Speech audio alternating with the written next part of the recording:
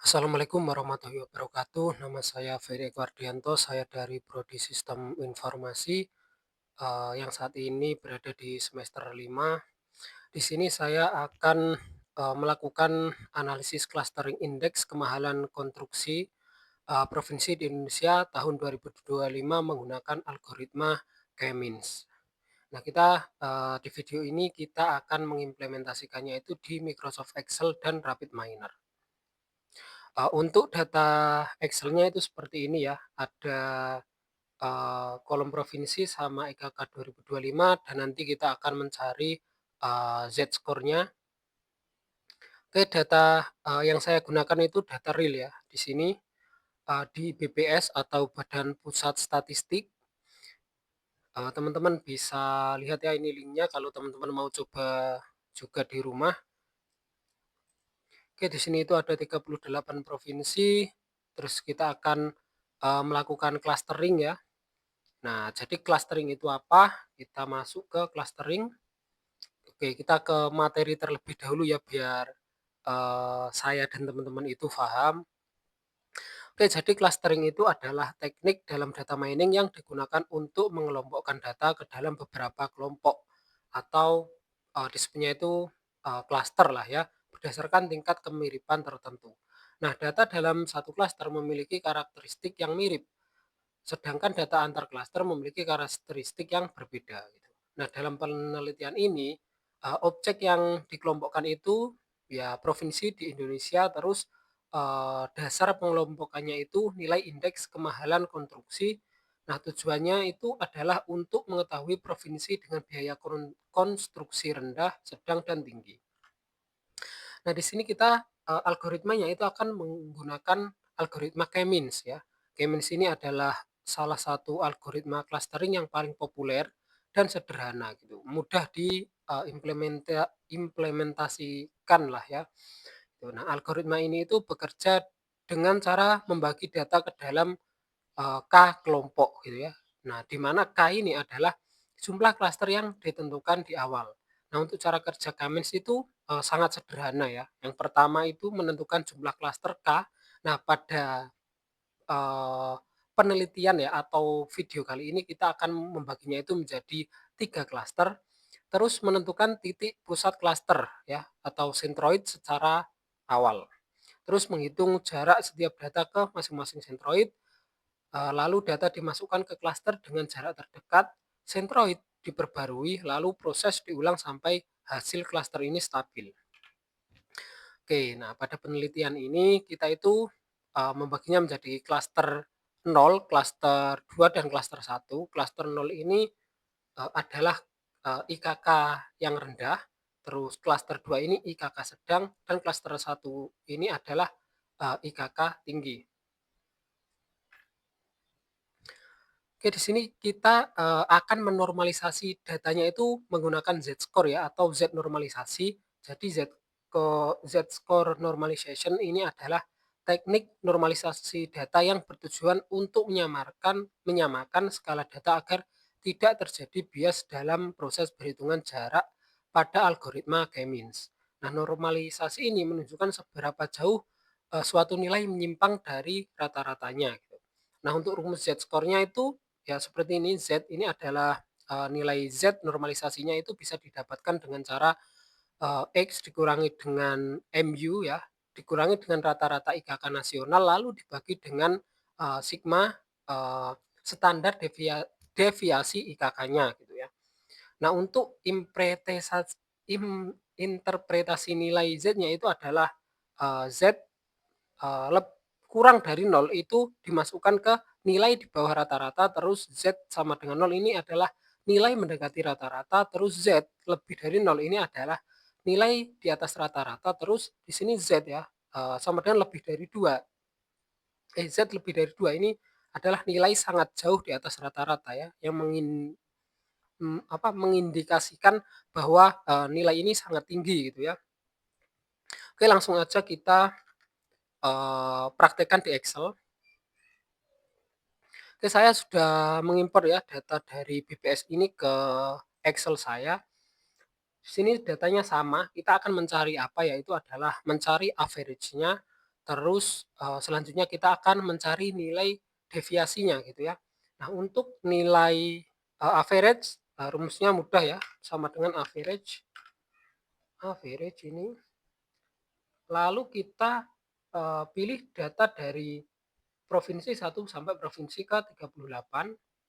Kalau sudah kita tutup kurung, lalu kita enter, nah maka akan didapatkan nilai rata-rata itu adalah 109. Nah untuk mencari nilai deviasinya itu adalah menggunakan, rumus S sama dengan STDEV ya, yang P ini. Oke, nah lalu sama, kita, pilih dari provinsi 1 sampai ke provinsi 38. Tuh, jangan sampai ke Indonesianya ya, karena ini adalah average-nya. Lalu tutup kurung, kita enter. Nah, maka akan didapatkan nilai, deviasi itu adalah 29,768. Oke, nah terus bagaimana, mencari nilai Z normalisasi? Kita kembali ke PowerPoint yang tadi. Nah, untuk mencari nilai deviasi itu menggunakan, X ini apa? Nah, X di sini adalah nilai IKK provinsi. Jadi di sini kita pilih dulu, sorry, nah, sama dengan kita pilih ini, terus dikurang dengan apa tadi? Dikurang dengan, nilai MU-nya atau rata-rata IKK nasional. Kita pilih IKK nasional, ini ya, untuk average-nya, sorry mana tadi? Oke, kita min kan ya, kita kurangi dengan nilai ini. Oke, kalau udah kita tutup kurung, lalu rumusnya apa? Kita cek lagi, dibagi dengan standar deviasi IKK. Oke, lalu dibagi. Di sini kita dibagi itu garis miring, terus kita pilih nilai deviasinya. Ini nilai deviasinya. Nah, jangan lupa ya, teman-teman itu, uh, bikin ini itu menjadi dolar ya, atau menjadi absolut, biar rumusnya itu kalau di drag and, kalau kita drag ke bawah, itu rumusnya itu ngikut gitu ya. Caranya gitu, kita F4 ya, kalau di saya F4, mungkin teman-teman, beda. Sama di sini kita F4. Oke, nah kalau sudah kita enter, nah maka akan didapatkan, nilai, Z-score-nya itu adalah, bentar saya zoom dulu. Nah, maka akan didapatkan nilai, 0 minus 0,427 sini ya.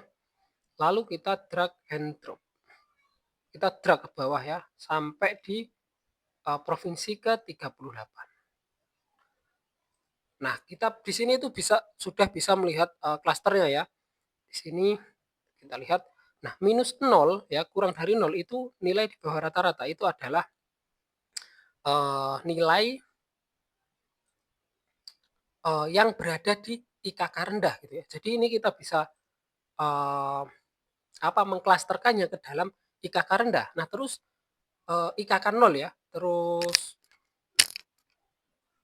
bentar ya, kita cari data yang, nah contoh 0,29 ini akan masuk ke klaster, klaster 2 ya, yang ini itu klaster 0, yang, minus minus 0 ini adalah klaster 0, terus yang 0, ya 0,2928 ini masuk ke dalam klaster, yang kedua gitu. Nah untuk klaster yang pertama itu apa? Kita cari ketentuan, kita lihat ketentuannya dulu.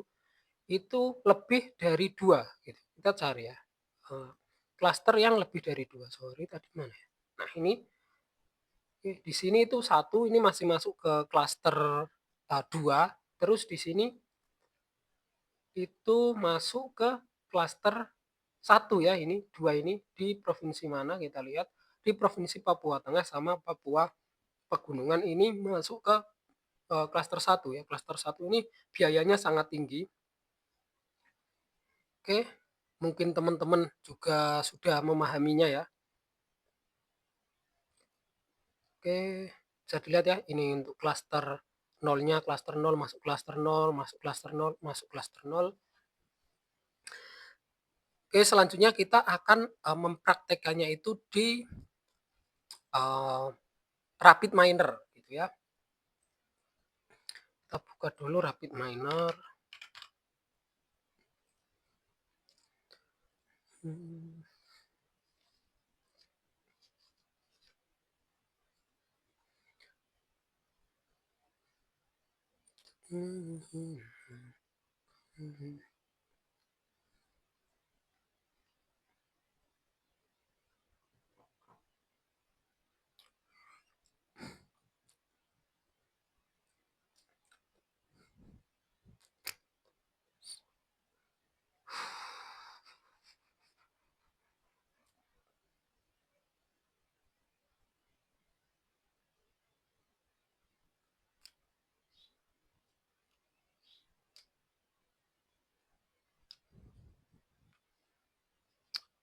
I'm gonna see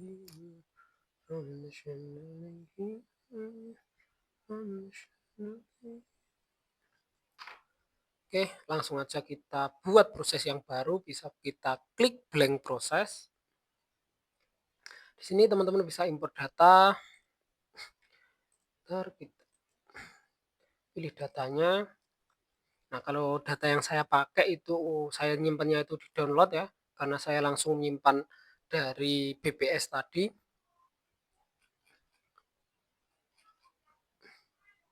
Ini ya, ini untuk datanya kita klik next, lalu next, lalu next. Next, kita lihat ya, benar, benar, benar. Kalau udah kita oke, saya nyimpannya itu di bagian ini, indeks kemahalan konstruksi 2025. Oke, yang pertama yang perlu kita masukkan di operatornya itu adalah retrieve, retrieve, kita drag and drop, lalu kita hubungkan nih retrieve-nya ini di bagian parameter, di repository entry kita pilih. Nah, kita masukkan nih data yang udah tadi kita import. Nah, kita pilih, lalu kita klik OK. Oke, di sini bisa terlihat ya bahwa ini datanya udah masuk. Kalau sudah, next-nya kita pilih set role, set role. Oke, kita hubungkan retrieve-nya ini ke set role. Lalu di bagian set role-nya ya di parameter atribut name kita pilih itu adalah yang provinsi gitu ya. Di sini itu dipilihnya yang provinsi, terus target role-nya itu adalah ID. Oke, kita coba cek. Oke, udah bener ya, nggak ada yang salah. Terus next kita pilih set atribut. Set atribut. Oh, sorry ya. Select atribut, select. Nah, select atribut. Oke, kita hubungkan. Nah, di bagian select atribut ini kita pilih ya, di bagian atribut filter type-nya itu kita pilih subset. Nah, ini yang penting itu di bagian select atributnya. Nah, kita masukkan semuanya. Nah, kita masukkan semuanya, lalu kita apply. Oke, kalau sudah kita coba cek ulang. Oke, udah masuk. Selanjutnya itu adalah kita akan melakukan normalisasi data dengan Z-score tadi ya. Normalize ini kita masukkan, kita hubungkan. Nah, kita atur nih di bagian normalis ini ya. Di bagian atribut file type-nya yang awalnya itu semua kita ubah menjadi value type. Oke, udah benar. Terus oh ya tadi. Nah, ini ya di bagian Yang numerik ini kita ganti menjadi real di bagian value type ya, yang atribut filter type-nya ini kita pilih value type, terus yang value type-nya kita itu pilih yang real. Nah, ini guys yang penting. Di bagian metode ya, ini kan ada banyak pilihan. Nah, teman-teman bisa klik atau pilih yang Z transformation.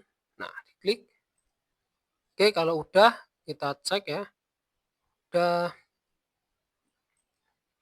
Nah, ini langkah yang selanjutnya itu adalah algoritma K-means-nya ya. Kita cari K-means. K-means kita masukkan K-means-nya. Kita hubungkan. Kita lihat di bagian clustering-nya ya, di K-means-nya ini. Kita setting beberapa parameter. Kita lihat, oke. Nah, ini di bagian K ya, K atau nilai yang kita klasterkan itu kita yang awalnya 5 ya, ini kita ubah menjadi 3 ya, sesuai dengan apa yang ada di materi kita tadi. Sorry, mana?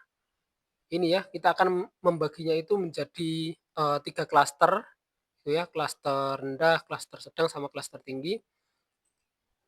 Oke, kita ubah 3, kita cek max optimization set-nya benar, max row-nya 10. Oke, kita hubungkan clustering K-means-nya ini ke result.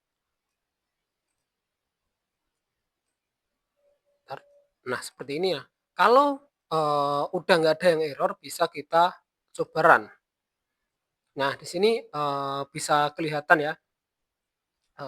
Kalau teman-teman pengen lihatnya itu yang lebih bagus daripada ini, nah kita pergi ke Turbo Prep, kita klik. Nah, ini laporannya sangat enak dilihat ya.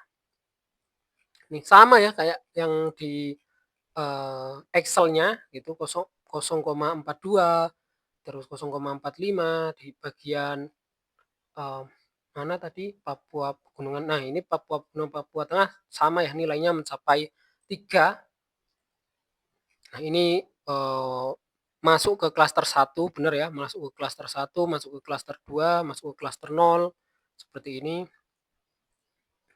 Nah, teman-teman kalau misalkan ingin melihat nih provinsi mana saja sih yang berada di klaster 0, terus provinsi mana yang berada di klaster 1, provinsi mana yang berada di klaster 2. Nah, bisa ikuti cara saya.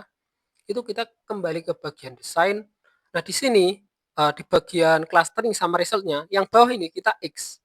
Nah, kita silang, lalu kita rerun atau run ulang. Nah, di sini akan muncul cluster modelnya ya. Ada 29 item ya di cluster 0. Ini berarti ada 29 provinsi di cluster 0. Terus ada uh, 2 provinsi di cluster 1 ya. Cluster 1 ini adalah cluster yang sangat tinggi. Kita lihat tadi ya, cluster 1 itu adalah IKK tertinggi ya. Terus ada 7 provinsi di cluster 2. Nah, untuk melihat provinsinya, kita klik ke folder view. Nah, di sini udah ada ya. Cluster 0 itu ada provinsi mana saja. Ya, oh sorry. Ada Aceh, Sumatera Utara, Sumatera Barat, dan lain-lain ya. Nah, di sini. Terus di cluster 1 itu ada siapa saja. Nah, sama ya dengan perhitungan di Rapid Miner sama Excel kita. Nah, di sini Papua Tengah sama Papua Pegunungan ya. Ini itu ada di klaster 1. Kenapa? Nilainya itu bentar kita lihat nilainya itu lebih dari 2 gitu ya. Nilai normalisasinya itu lebih dari 2. Jadi berada di klaster 1. Nah, untuk klaster 2 itu ada siapa saja? Kita bisa cek, nah ini ada DKI Jakarta, sorry, terus Kalimantan Timur, Maluku Utara, Papua Barat, dan lain-lain gitu ya. Nah, mungkin untuk praktek di Excel dan Rapid Miner-nya cukup seperti itu saja. Terus kita pergi ke bagian manfaat dari video yang saya buat ini ya.